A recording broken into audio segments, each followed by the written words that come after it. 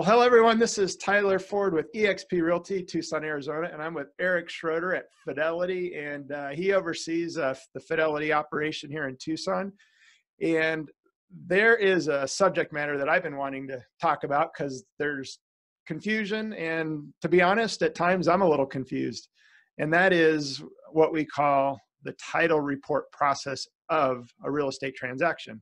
So first off, one of the questions that I have for you, Eric, is there's title commitment, preliminary title report. Are those like one and the same, or are they different things? And they're the same thing.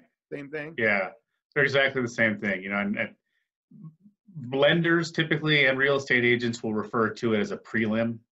We all on this side of the business know it's the same thing, but the actual term for it is a commitment for title insurance.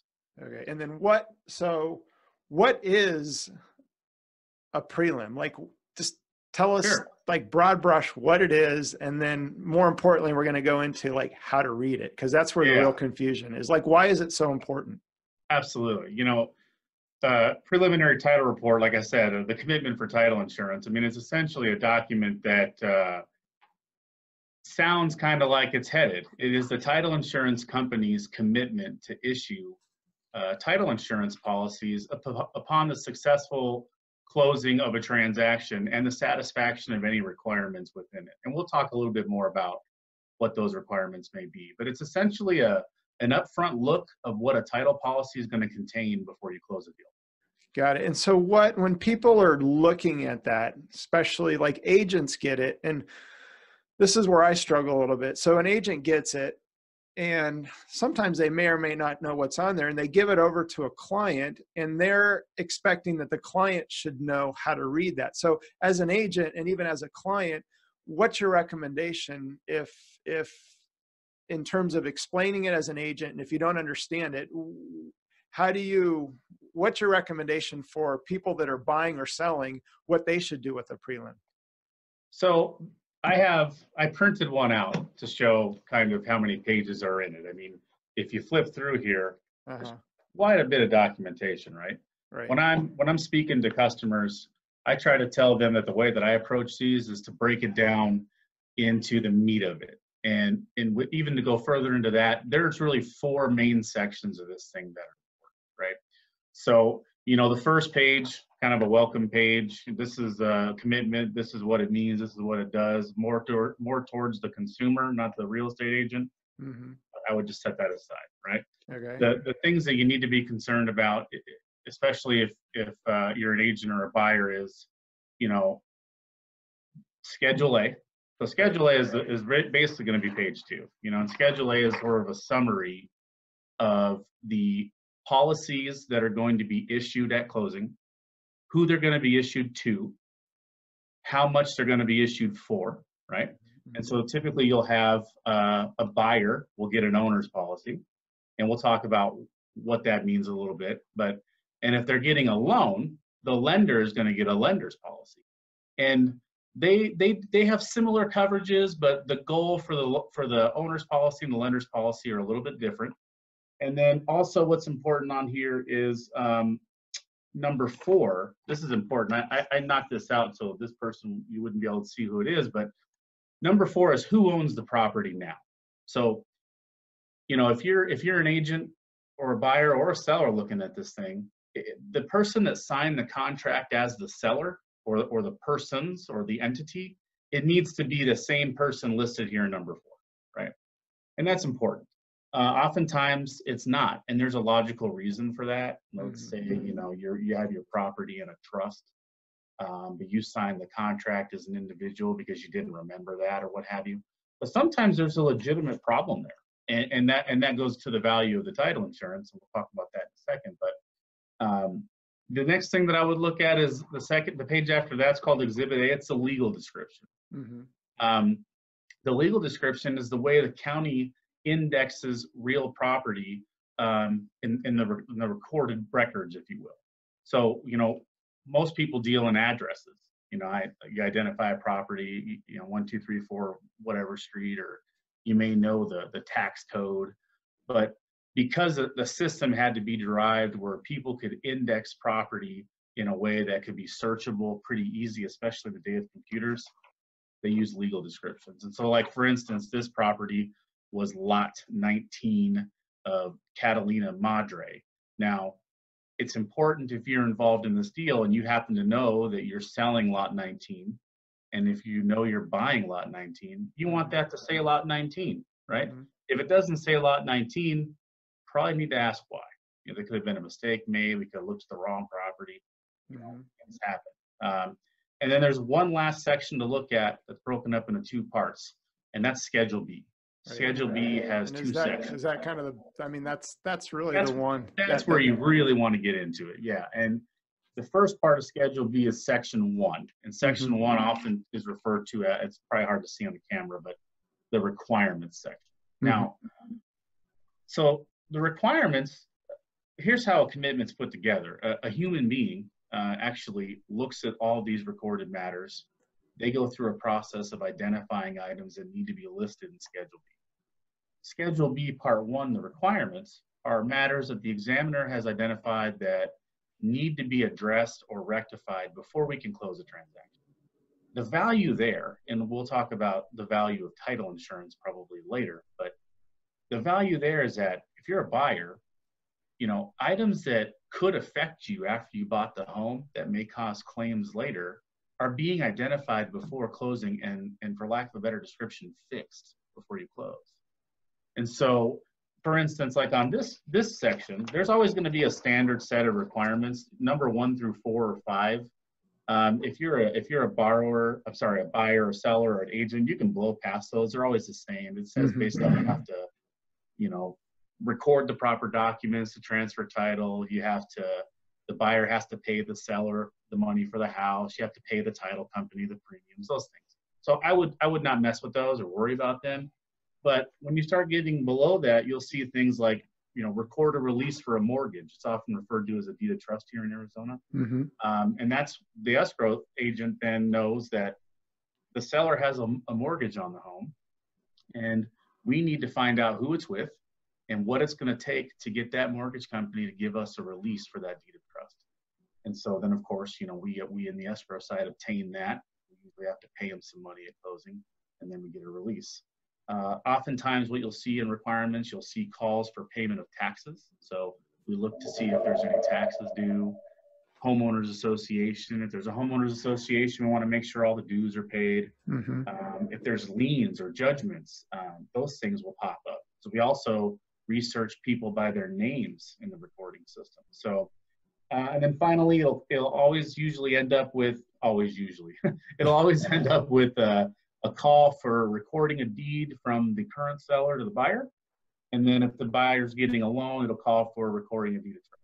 So you want to make sure when you're looking at this, if you're a seller and you think you own the property free and clear, you don't have a mortgage, and a mortgage shows up on the requirements, well, I mean, we got to figure out why. Could be that you had a mortgage and you paid it off and they didn't record a release. Or sometimes what happens is people have a mortgage and they don't show up on here. And there could be a logical reason for that. There could be an illogical one too. But the point is that if you're looking at this, you want to make sure that the things that show up on the requirements match what you already assume about the property. So if you know there's a homeowners association and you don't see a requirement to pay homeowners association dues, you might want to, if you notice that, you might want to bring that up to the escrow agent. Most of the time, the escrow agent will know this because the contract has an addendum that spells that out. The seller usually has let people know, but you know, the idea is that look at it, make sure that everything that's supposed to be there is, and that things that aren't supposed to be there aren't. And if they are or not, we got to deal with that, right? What about easements and like right of way? So I just bought a piece of land. I knew there were some easements on there. It's on the prelim, but at the end of the day, you really don't know what it is. How should people go about those types of things? That's a great question. So those are going to be listed. That's a great question because it segues into the final page or pages you should look at, which are Schedule B Section 2 exceptions. So exceptions are also sometimes referred to as exclusions. And those are things that are not going to be covered by the title policy. So on that page, you would find things like easements. You'd find CC&Rs.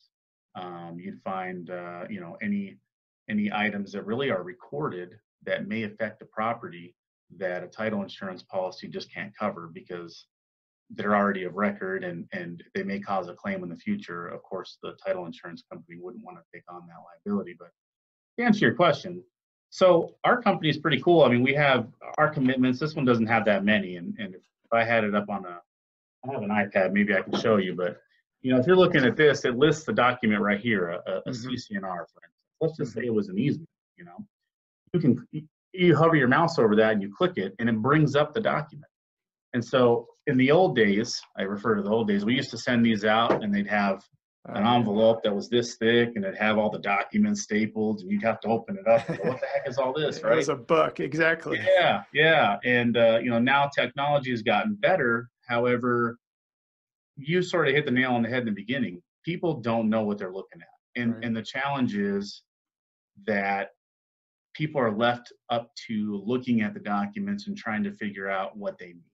And well, it's like a different language for most, and even agents. I mean, at the end of the day, there's a lot of them that just they don't even know what they're looking at, and I'm guilty of that sometimes too. Just because, like, I had one in an easement, and you really don't know. I had to reach out to back to the escrow officer and have them kind of dig deeper to really see what it is. But I knew it was there, but it's hard just because you don't know like the specifics of something a lot of times. But like you said, there's hyperlinks now that will take you right to it. Yeah, it certainly makes it easier. So if you're reading through this thing, you can just click on it and bring it up. I mean, the challenge is that there is some onus put upon the consumer to read the documentation. And I'm not trying to say they have to figure it out on their own. Of course, we have resources, we can help, but a lot of times if people don't have an understanding of what they're looking at least it gives them some cause to ask some questions or to do some additional research. But yeah, something like an easement, those are important. And because they may be recorded and already exist, they typically aren't covered by a title policy. But what ends up happening is if the title policy doesn't include the easement and you buy a home or a piece of property, and next thing you know, someone's driving across your land, it could be covered by the policy. And so then you could file a claim and the title insurance company would have to defend it. Right. So let's talk about that. So you have the prelim and you have title insurance. Like, what is title insurance? And you need the prelim for the title insurance. So what does it cover? Like, what do people get? At the end of the day, there's a few different types of policies, but let's sort of narrow it down to an average home sale transaction, right? And that's what they're paying for. So they're paying for this. Absolutely, yeah. Right. So what they're essentially in a small or a short description would be is that they're getting a guarantee that they own the property. So they're getting an insurance part of that recorded ownership, and then they are going to be covered for matters that would have potentially occurred in the past that if were ever to become a problem for the buyer in the future, the policy may cover them against that. So if there are liens that are not taken care of at closing, taxes, someone claims that they have an ownership right in your property, the policy mainly covers the history from the inception when the government owned the land up until you take ownership. And in the old days, that report was the whole from beginning to end, right? What you would get. That's why that's right. It's supposed to be that. And the value in that, if you're a prospective buyer, is you can take the time before your due diligence period is over, and you can look at all of those things. And if you need to get expert help in identifying what they mean and how they may affect you, it gives you the time to do that before you close the deal. And so I think that's the real value in the commitment is it gives you an in-depth look at the recorded history. You get to look at it before you buy it. It's sort of like doing a detailed home inspection, except for you're not looking at the physical property, you're looking at how often every once in a while, I'm sure there's something that slides through. How often is there a mistake on a prelim to where somebody comes back and does it happen? It does. Yeah. The reality is that, computers haven't completely taken over our industry, which I'm grateful for. Right. There's still skilled human beings that do this work, but unfortunately, since it's a big integration between recorded matters, use of computers, and human skill, there is some human error that occurs from time to time. Well, I have to say, I mean, Fidelity is great because I've had some questions, and anytime I do have a question, you guys have been extremely helpful. And really, if somebody does have a question, they should ask. And you guys are there, any escrow officer, title company, Fidelity. I mean, you guys are here to answer those questions and just make sure that they understand what's on that preliminary title report.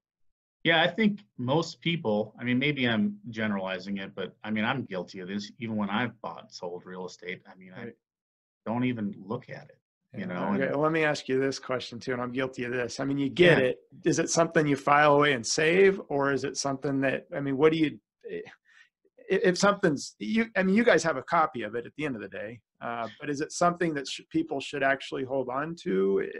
What should people do with it? Title policy that you receive after you close, I definitely would recommend people retain that. The good news is that, and they get that in the mail after they close, correct? You know, if we have email addresses on file, they can get it both, but yes. Because a lot of times, like Fidelity will email me that title report. I get a hard copy in the mail after closing. Yeah, so that's what will happen. So during the process of, processing the escrow transaction, the creation of the commitment and whatnot, those communications typically are done electronically if that's customary to the parties involved.